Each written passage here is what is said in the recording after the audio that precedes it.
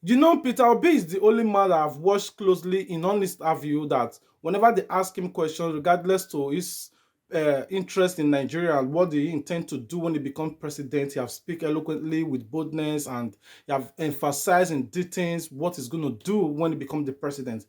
Unlike other opposition parties, when you ask them questions, they took their time to criticize Peter Obi instead of them to focus more of what they're going to do if they become the president of Nigeria. Whenever you ask them questions, they always took their time to criticize, oh, Peter Obi this, Peter Obi that. Oh, since these two political elites have refused to explain to Nigerians their intention for the country, thank God Rotimi have come out to analyze. I come across many of his interview. I compile it together so that you guys should understand who you are voting for. And this mistake shouldn't be made. And if you are a Nigerian and you are a concerned one and you care about the country growth or you want the better of your country, watch this interview and rethink and apply wisdom in the next election. We have this predilection as a people. We ignore the problem in seeking to prefer solutions. So we just pluck solutions out of the air. And this has accounted for all manner of people coming forward, bringing themselves as the solutions to the Nigerian problems. Our problems will never be saved by personnel changes. I have said this ad nauseum. No matter who becomes the president of Nigeria, if we do not deal with our systemic and structural problems, we will never come out of this mess. And I'm not too sure we have too long with which to continue with these experimentations. So let's first of all be clear. I am not enthused by the prospect of personnel change as a route to our redemption, if I may use that word. Now, you've now asked a question that obviously cannot be run away from those who have volunteered themselves. I was asked this question about a month ago, and I remember saying clearly that one, I didn't consider Asiwaju Bola Ahmed Tinubu a candidate. I was very convinced, even back then, that there were sufficient impairments to render his candidacy a non-starter. But what do I know? I'm not a politician, and the politicians always happen to know what we do not know. So for some reason, the man is being dragged up and down the place, having himself. I don't want to get into the area. I don't want to get into the personal arena, but it's obvious that the man is incapable of the rigors. But that's all well and good. But I do say this clearly.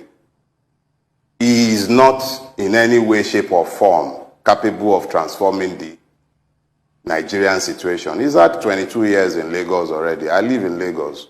You live in Lagos. We're all in Lagos.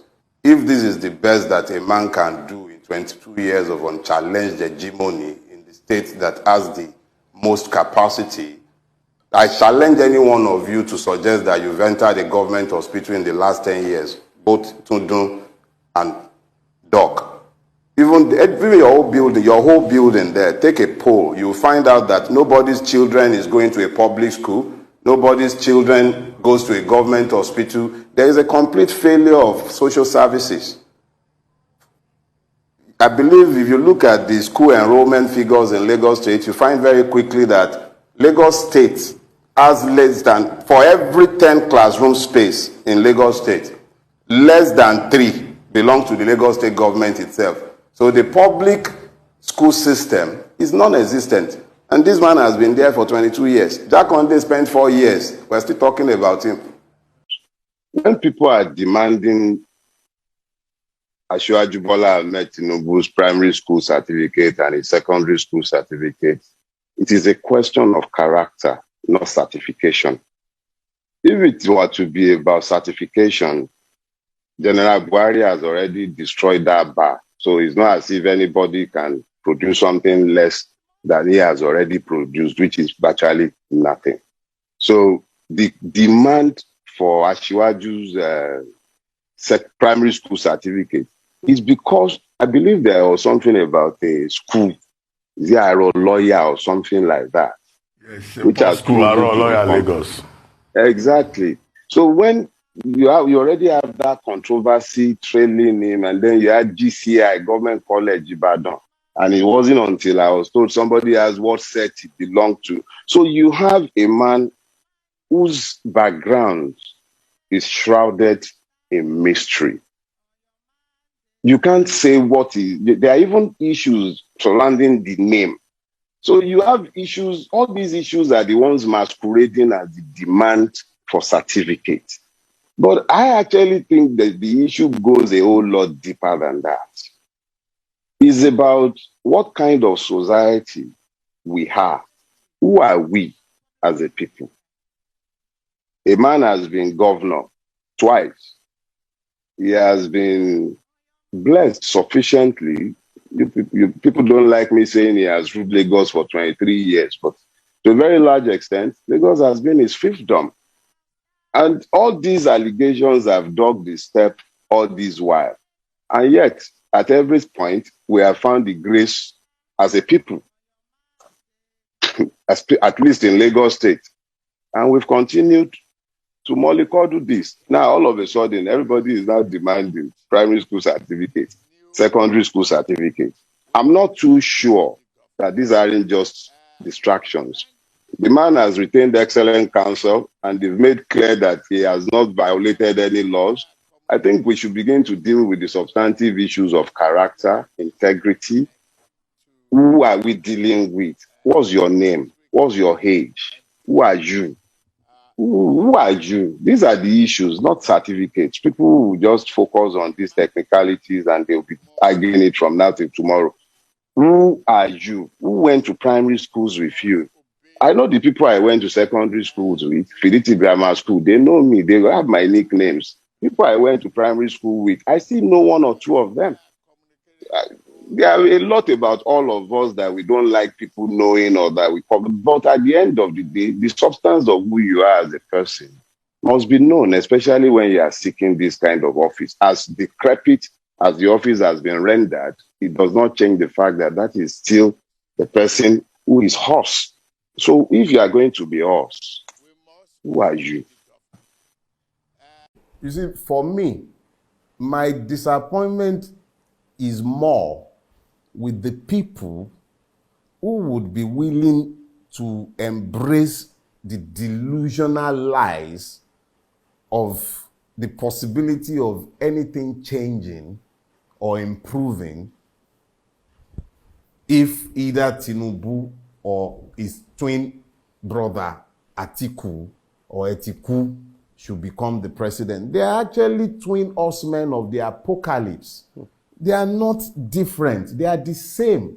The ruling class has done us a wonderful favor. They've produced one candidate. Just as the two parties have become one, at least demonstrably so, they've also produced a single candidate. You can actually produce an identikit that fits both. Both are criminal in nature and intent. Both have public records of extreme avarice and stealing. Both are integrity challenged. The difference is that we don't know the true name, age, and parentage of one. The other one at least has a credible story as to his provenance in the public space. So what you are actually seeing, you are looking at two dogs. One is a mongrel, the other is an Alsatian, but they are both dogs. So it's not like they have presented us, the species is the same. So it is up to Nigerians to look beyond those two, because frankly speaking, you will notice that I haven't spent much time on Atiku because there is really nothing to say about him. He has sufficiently introduced himself. Obasanjo has done a fantastic job of defining him, so we already know him. But Tinubu, because of his ownership of a lot of press levers, the purchase of the intellectual kaku makers, you find that he's not properly interrogated and people are dancing around the issues when they are talking about him because they've all fed from his table. Feeding from his table has meant that a lot of illusions have been allowed to travel undispelled for too long. So when you are dealing with Tinubu, you are dealing with the falsehood of stories of the success story that Lagos is. What success story, for heaven's sake? You made an assertion that there are no clear cuts to for Tinubu winning the presidency. I mean, but against all odds, he grabbed his party's ticket. How happy did his party's president, General Buhari, how happy was he looking? How happy are the lot of those who should be behind him? Look, let's be clear about something. Yeah. A man goes to Abeokuta, a generally taciturn man when it comes to the deployment of power. You went to Abeokuta and you started hearing a Milokan, you are hearing a Lei. That was a man ready to capsize the boat. That's my own reading. That the party that had announced a consensus candidate, or unless you are saying that Adamu was just on a frolic of his own, which he couldn't have been. If he now managed to call them out because he had been plotting and waiting, which is the height of the frustrations that brought out a Milokan. The man was speaking honestly when he said a Milokan.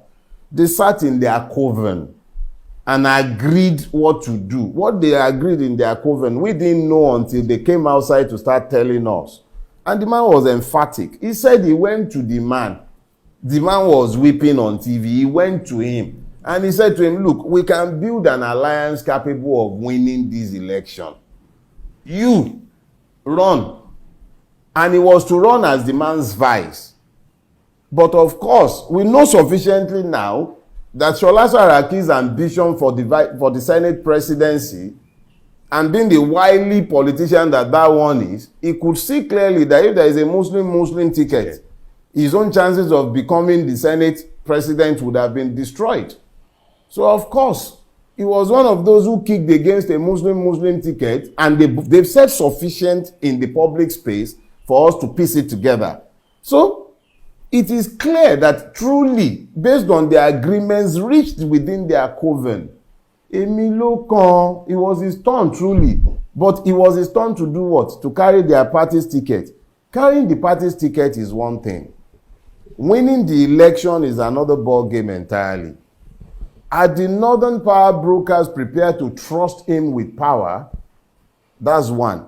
The second thing is this: even if they are willing to trust him with power, is it only the Northwest and Northeast that makes presidents? And is it the only person they will vote for in the Northwest and Northeast? They won't vote for their own Atiku. Kwakwanso will not win. Don't forget that in the last election, I believe Atiku lost even in the Northeast, which is his own zone. So Atiku would lose again, but this time around he will lose to Tinubu, but he will get some votes. And then come to the North Central. Tinubu is actually going to get the people of the North Central to vote for him. The man who was in Ondo State looking for cattle when Sister Funke was killed. They know that for him is about power. Anything is negotiable. He doesn't look when it comes to the actual election. Tinubu would have to understand that even in Yoruba land, we would ask questions of him. Yeah. He's not going to have a home run here. Because we are done with this game of, is our turn. Our turn to do what? To enslave? To do what? The only thing that is certain under a Tinubu government, now I'm not talking APC, I'm saying Tinubu as a person, the only thing that is certain is that he will empower all the criminals in the society, all the agberos who take over, they would have immunity from all kinds.